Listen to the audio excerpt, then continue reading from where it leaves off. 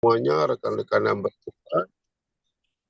Saya Shalom kalau alaikum saya shalom. menyampaikan shalom atau kata-kata yang lain yang hanya membutuhkan cukup lambaikan tangannya atau kasih jempolnya. Dan saya harap Bapak Ibu mematikan mic-nya semua supaya tidak ada suara-suara yang lain yang masuk gitu. Terima kasih buat Ibu Berta Rantung yang sudah mengundang saya untuk menyampaikan firman Tuhan di tempat ini. Tapi mohon maaf posisi saya memang tidak memungkinkan, saya tidak ada di dalam mobil karena saya pikir kemarin jam berapa ya, jam 19.30 waktu Indonesia Barat, ternyata setelah saya perhatikan Indonesia Timur ternyata, Indonesia Tengah. Ya, di kami di Jakarta sekarang ini ada di 7 malam. Oke, sebelum memperkenalkan saya lanjut, ya meskipun ada beberapa yang sudah mengenal saya, tapi saya memperkenalkan diri saya Pendeta Adika Lengkongan. Saya sudah menikah, memiliki istri satu dan anak baru satu. Istri saya berketurunan Batak, Cina, Jawa. Nah, Buru Purba. Di sini kan ada Purba kalau tidak salah tadi. Nah, bapaknya Purba Batak Jawa, mamanya Chinese, full Chinese.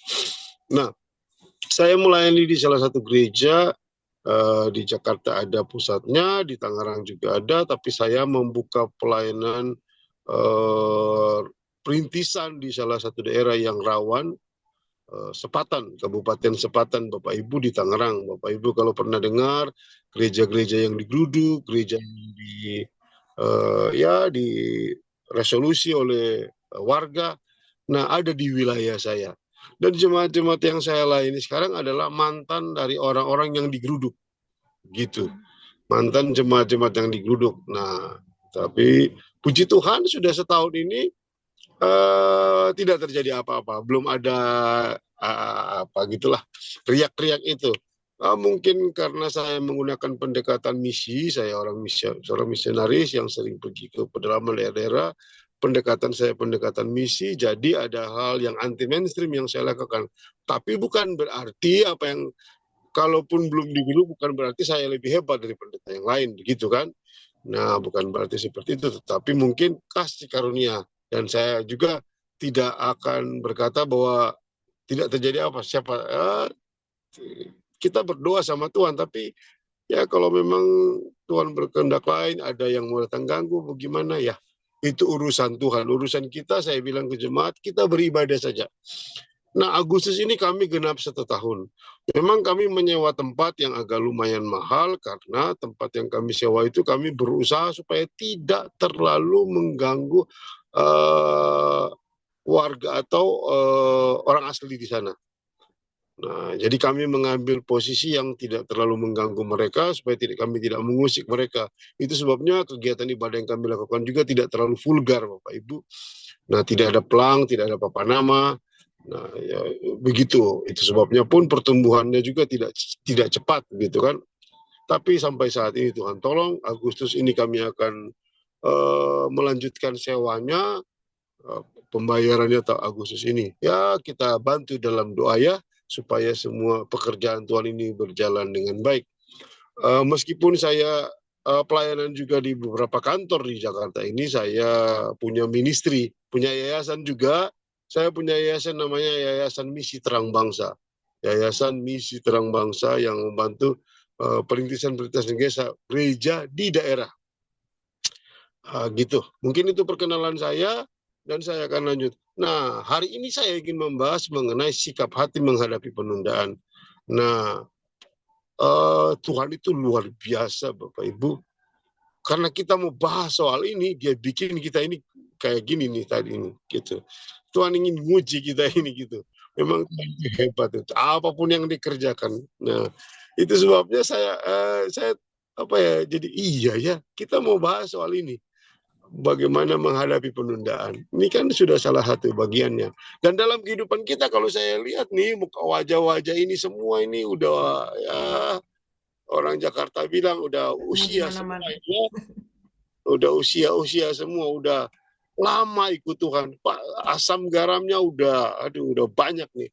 Jadi dengan kata lain, saya meyakini bahwa kita ini sudah mengalami yang namanya penundaan-penundaan, ya kan?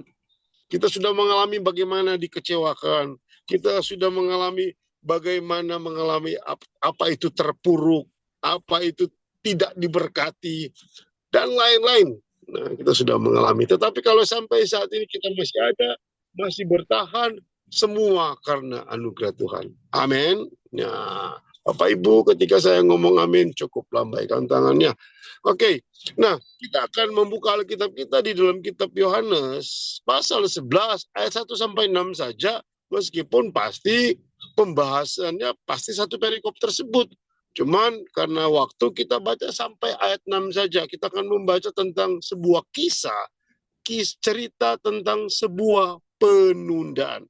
Yohanes pasal 11 ayat 1 sampai yang ke-6. Saya akan bacakan buat Bapak Ibu, rekan-rekan yang membuat Tuhan. Perikopnya adalah Lazarus dibangkitkan.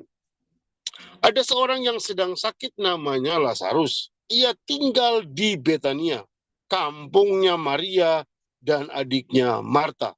Maria ialah perempuan yang pernah meminyaki kaki Tuhan dengan minyak mur dan menyekanya dengan rambutnya. Dan Lazarus yang sakit itu adalah saudaranya. Kedua perempuan itu mengirim kabar kepada Yesus, Tuhan, dia yang engkau kasihi sakit. Nah, ketika Yesus mendengar kabar itu, ia berkata, penyakit itu tidak akan membawa kematian, tetapi akan menyatakan kemuliaan Allah. Sebab oleh penyakit itu anak Allah akan dimuliakan. Yesus memang mengasihi Marta dan kakaknya dan Lazarus. Namun setelah didengar bahwa Lazarus sakit, ia sengaja tinggal 2 hari lagi di tempat di mana ia berada. Sampai di situ saja pembacaan firman Tuhan kita yang pada dasarnya panjang banget, cuman kita baca sampai ayat yang ke-6 saja. Dan dari ke-6 ayat inilah saya akan membahas mengenai sikap hati menghadapi penundaan. Di ayat yang ke-6 bilang begini, Yesus sudah mendengar tentang kabar sakit penyakit yang sedang dialami oleh Lazarus. Dia dengar dari Marta dan Maria, tetapi Yesus sengaja tinggal 2 hari lagi. Dia sengaja menunda kedatangannya. Padahal kalau dia mau pergi ke sana, waktu itu dia ada di Yerusalem, mungkin kira-kira ya 2 mil jaraknya. Ya, 2 mil itu kalau kita jalan dari ya, ujung-ujung Boulevard lah itu kan. Itu Manado itu, kalau ke Manado kan. Ya, dari mall ke mall itu sekitar 2 kilo atau 3 kilo jaraknya. Dekat sebenarnya jaraknya, tapi Yesus menunda kedatangannya. Nah, ini akan kita bahas. Nah, menurut saya Bapak Ibu, menurut saya bahwa apapun yang terjadi dalam kehidupan kita, apapun yang terjadi dalam di kehidupan kita, semuanya memiliki maksud dan tujuan. Amin. Nah, kalau kita baca firman Tuhan ini secara semua utuh, ya pasti kita sudah tahu jawabannya. Oh, ini loh maksud Tuhan. Kenapa Tuhan menunda kedatangannya? Nah, di ayat yang keempat bilang begini. Di dalam ayat yang keempat dia bilang begini. Ketika Yesus mendengar kabar itu, ia berkata, penyakit itu tidak akan membawa kematian, tetapi akan menyatakan kemuliaan Allah. Sebab oleh penyakit itu anak Allah akan dimuliakan. Nah, tapi faktanya kan yang terjadi mati kan? Gitu. Iya kan? Kalau kita lihat faktanya, Lazarus mati. Tapi Yesus bilang tidak akan membawa kematian. Tentu yang Yesus maksud di sini, pertama, kematian kekal. Tentu tidak akan mengalami yang namanya kematian kekal karena Lazarus sudah ada di dalam Tuhan. Tetapi yang kedua, memang betul tidak akan membawa kematian. Karena hanya dalam beberapa hari ketika Yesus datang, Yesus membangkitkan Lazarus. Gitu, Bapak. Nah, saya akan langsung ke inti dari apa yang akan saya sampaikan.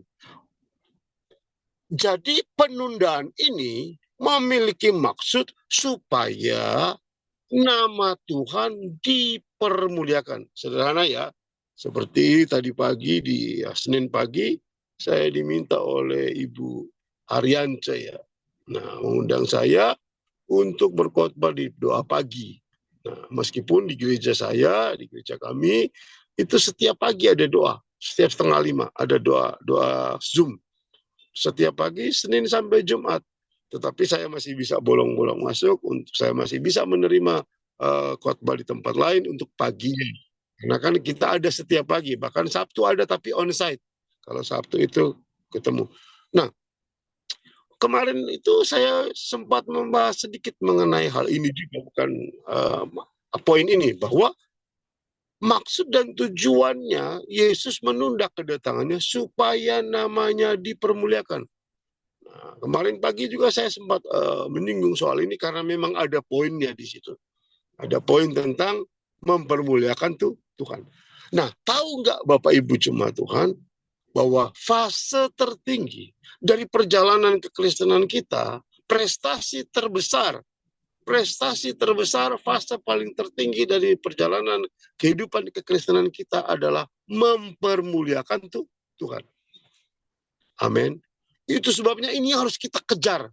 Ada orang berusaha mengejar jadi pendeta, mengejar bisa khotbah di mimbar, bisa punya S1, S2, S3.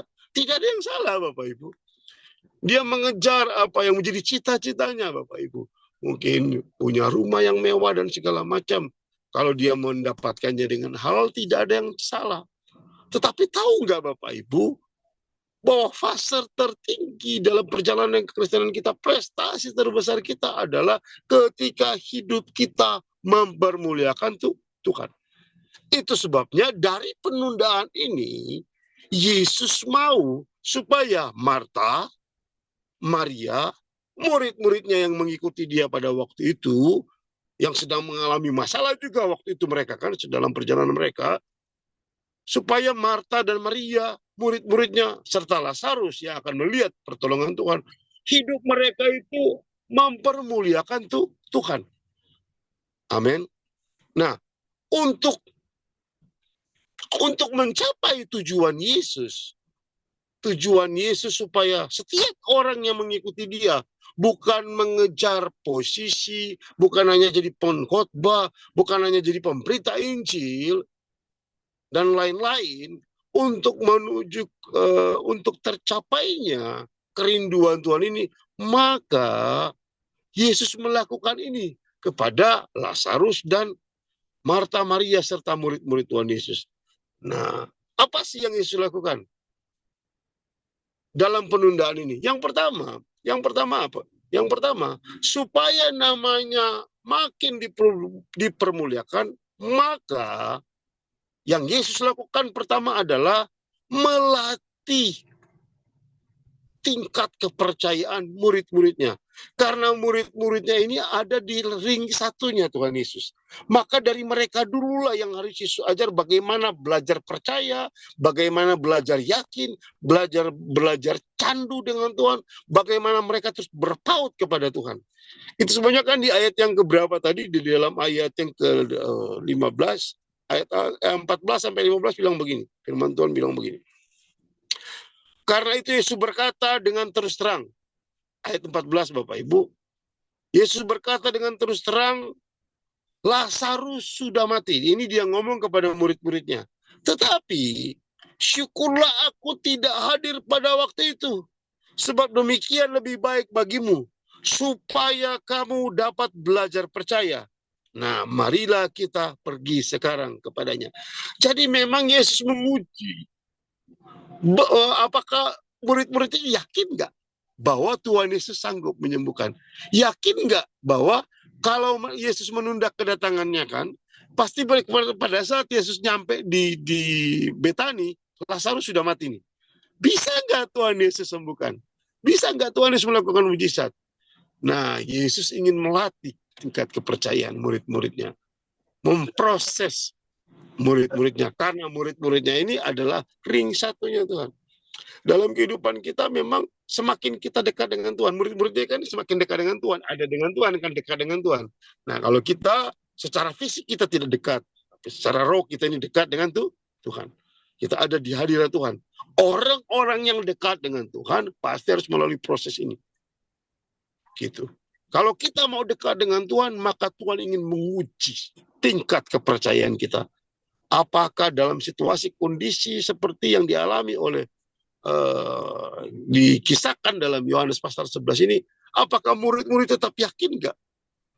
Benar nggak Tuhan yang sedang berjalan dengan kami ini mampu melakukan mujizat? Benar nggak Tuhan yang berjalan dengan kami ini bisa menolong kita? Bisa menolong. Nah, inilah yang Tuhan lakukan. Di dalam ayat yang ke-14 dan 15, Tuhan ingin menguji tingkat kepercayaan dari murid-muridnya. Nah, kalau mereka semakin percaya, Yesus semakin kuat keyakinan mereka kepada Tuhan Yesus, maka sudah otomatis kehidupan mereka ini akan mempermuliakan Tuhan. Amin.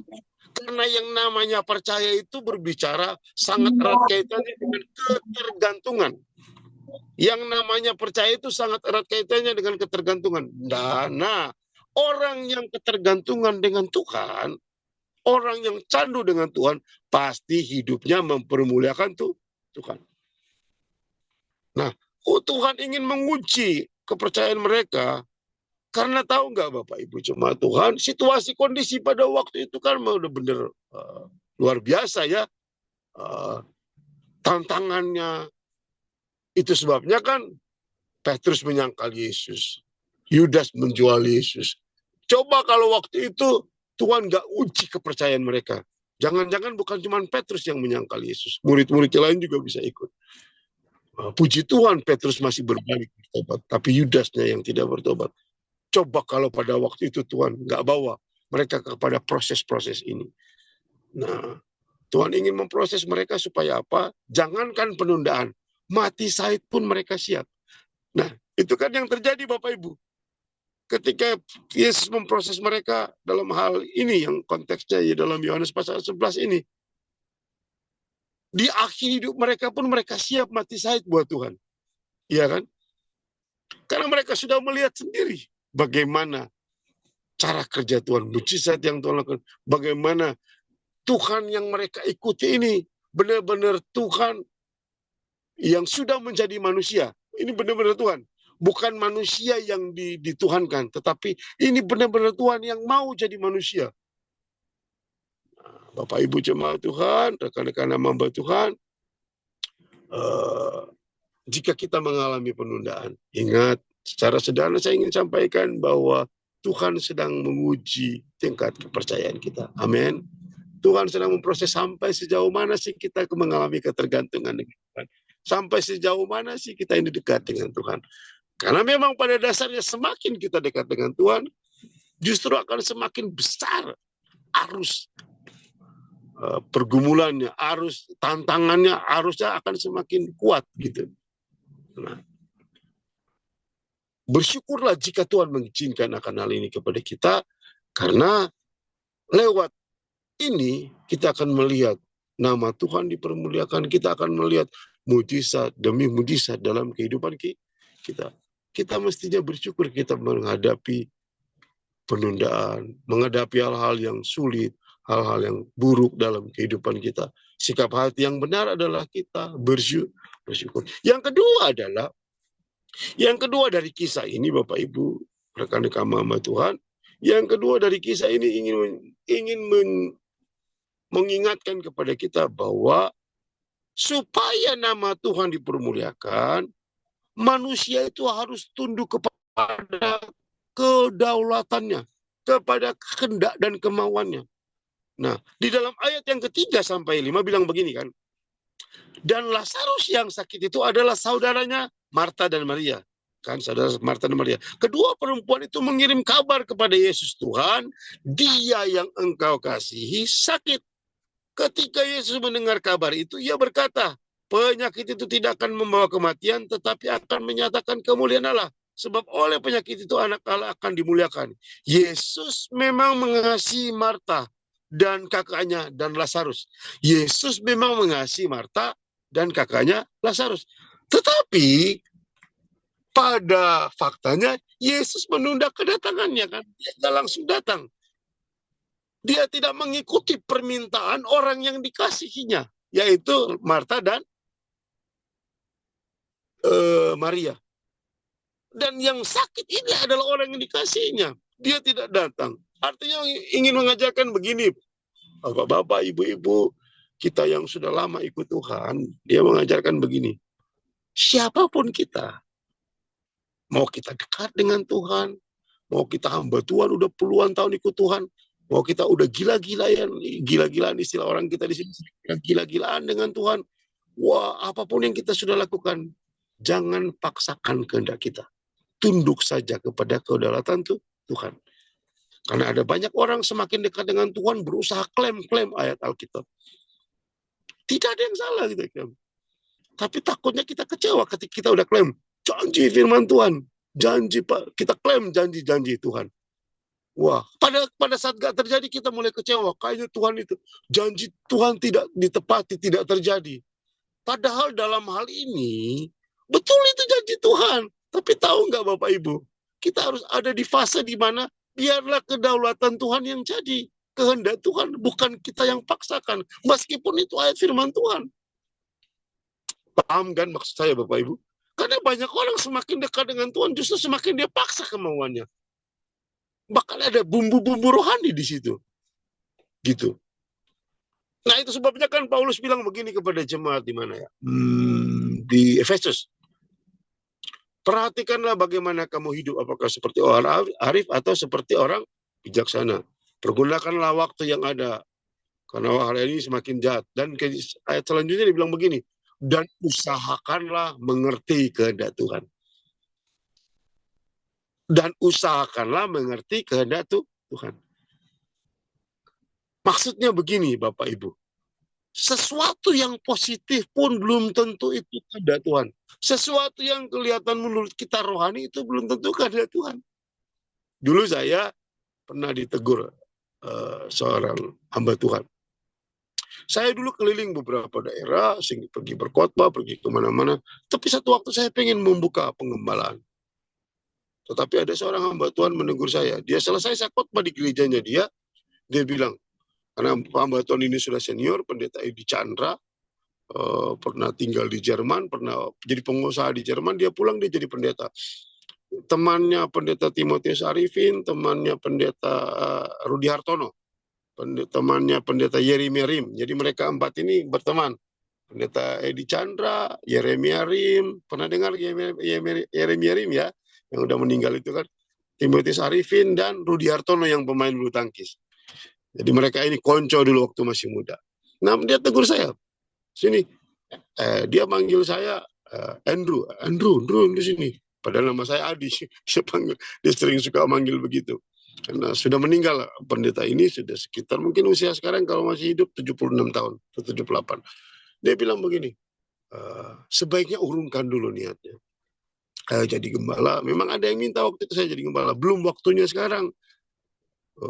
Kamu itu akan dipakai Tuhan untuk pergi ke gereja-gereja, pergi ke kemana aja, ke yayasan-yayasan, ke kelompok komunitas-komunitas, untuk apa? Pak, Om, kamu akan pergi ke sana untuk mengajar mereka di sana, mengajar misi, mengajar pengajaran-pengajaran Alkitab, karena memang Tuhan pakai. Tuhan ngomong kuat kepada saya, lagi sementara Adi khotbah tadi. Jadi waktu Adi khotbah tadi, saya ngomong sama pelayan Tuhan di samping saya. Mungkin perhatikan kan, mungkin Adi tadi ke distrik ya. Waktu khotbah ada saya ngomong, saya bukan tidak konsen, justru karena saya lagi konsen, saya ngomong ke pelayan. Tuhan bicara kepada saya, bilang ke dia jangan dulu, urungkan niatnya di gembala. Nah, dengan hal ini dalam cerita ini saya menarik kesimpulan begini. Maksud saya kan rohani kan. Apakah jadi gembala salah? Apakah saya, ya kan nggak ada yang salah kan. Tetapi itu bukan kehendak Tuhan. Dalam kehidupan Marta dan Maria, Lazarus serta murid-muridnya, Tuhan ingin mengarahkan mereka kepada supaya mereka itu tajam. Supaya apa yang mereka lakukan itu semua sesuai dengan kehendak Tuhan. Makin tajam gitu. Visi-visi Tuhan itu dalam kehidupan mereka makin tajam. Tuhan rindu kita seperti itu Bapak Ibu. Tidak, kehendak Tuhan itu kan ada yang kehendak Tuhan dalam bentuk tertulis ya di Alkitab, kita kehendak Tuhan maunya ini. Tapi kan ada yang melalui Tuhan berbicara kepada kita lewat hati nurani kita. Tuhan maunya seperti ini, maunya seperti ini.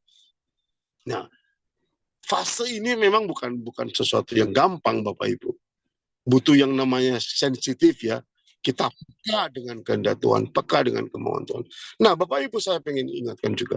Di dalam doa Bapa kami, Yesus mengajar begini kan.